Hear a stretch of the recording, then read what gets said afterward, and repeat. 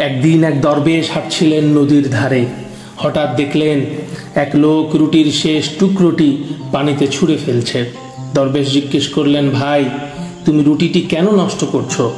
এই নদীতে তো কোনো মাছ নেই। লোকটি হাসি দিয়ে বলল, না হুজুর, আমি রুটি নষ্ট করছি না, এই নদীতে একটি মাছ রয়েছে, আমি প্রতিদিন এই মাছকে এক টুকরো করে খাবার দেই। দরবেশ কেঁদে ফেললেন। লোকটি অবাক হয়ে বললেন, হুজুর, আপনি কাঁদছেন কেন?